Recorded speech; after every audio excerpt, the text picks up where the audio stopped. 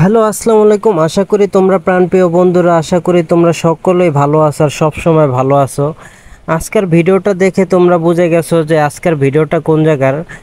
এই ভিডিওটা হইলো প্রায় কোরবানি ঈদের সময়, তা অনেক দিন পর ছাড়তেছি। তা আমি যখন গ্রাম থেকে যখন বাসে করে ঢাকার উদ্দেশ্যে রওনা দিলাম, তা তখন এই ভিডিওটা করছিলাম। প্রায় সময়ের কারণে ছাড়তে পারিনি আপনাদের মাঝে।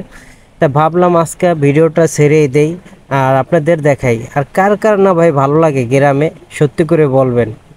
এমন কোনো লোক নাই যে দেশপ্রেমিক নাই ভাই। সারা বছর সবাই ঢাকায় থাকে বা বিভিন্ন জায়গায় থাকে বা কেউ উপবাসে থাকে, কিন্তু যখন এই যে গ্রামের মাটিতে আসে আর যখন এই যে এরকম বর্ষাকাল দেখে, এই যে টিনের ঘর, কথা আছে ভাই, পাঁচতলায় থাইকা নাইরে শান্তি আছে কিন্তু গাছতলায়। কিন্তু বিশ্বাস করেন ভাই, আমার কাছে কিন্তু এই গাছতলা, এই যে গ্রামের যে প্রকৃতি, এই সবুজ ছায়ার মাঝেই কিন্তু বসবাস করতে অনেক ভালো লাগে। দেখেন বাসটা একটু স্লো করছে, তারপর আবার কিভাবে রানিং টান দিবে।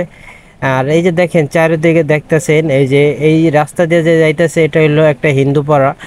তা এটা আমাদের দেশে, এই যে দেখেন, এই যে বর্ষাকাল যখন সময়, এই যে দেখেন বিলে হইলো কুরসুটি দিয়ে ভরা কিন্তু। তা আমার কাছে অনেক ভালো লাগতেছিল, ভাবলাম কি আপনাদের মাঝে এটা শেয়ার করি। তা আমাদের বর্তমানে এতটাই সুযোগ সুবিধা ভালো যে বাজার থেকে আপনি মনে করেন ডাইরেক্ট চুনকুটিয়া পর্যন্ত যাইতে পারি কেরানীগঞ্জ। তাই এতটাই সুযোগ সুবিধা হয়েছে বর্তমানে। যে আগে যে সরকার ছিল, যে আমাদের এতটা মানে সুযোগ সুবিধা দিয়েছে কি আর বলবো। তাই দোয়া করি সবাইকে, যে আমাদের এই যে বর্তমানে, আগের যে গ্রাম ছিল ভাই, আগে মনে করেন দূর অঞ্চলে যাইতে হইলে মনে করেন কাদা পানি হাত পা পার হয়ে যাইতে হইতো। আর বর্তমানে সব জায়গায় একই অবস্থা, যে উন্নয়ন হয়েছে, মানে কি আর বলবো।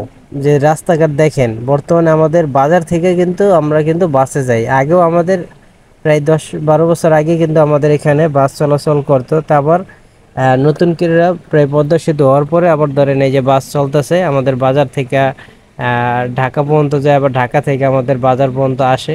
তাই বর্তমানে কিছুদিন ধরে মনে করেন বাজার পর্যন্ত যায় না, তাই কিছুটা অর্ধেক পথ যায়, কেন ব্রিজের কাজ চলতেছে। তাই গ্রামে কার না থাকতে ভালো লাগে বা কার থাকতে ভালো লাগে, সেটাই কিন্তু অবশ্যই কমেন্টে জানাবেন।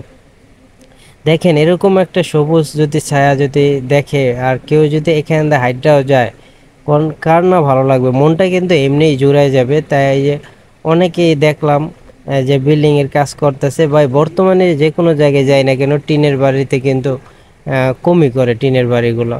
ভাই আমাদের কিন্তু টিনের বাড়িতেই থাকতে ভালো লাগে। আমার কাছে বিশেষ করে টিনের বলতে কি, যখন পাতা আমাদের আগে ছিল, পাতা দিয়ে মানে ঘর ছিল, মানে চারিদিকে পাতা উপরে টিন। আমার কাছে সবচেয়ে এটাই আল্লাহ তাআলা যতই বড় বানাক না কেন, মানে ওই বাড়ি ঘরেই থাকতে আমার কিন্তু অনেক ভালো লাগতো।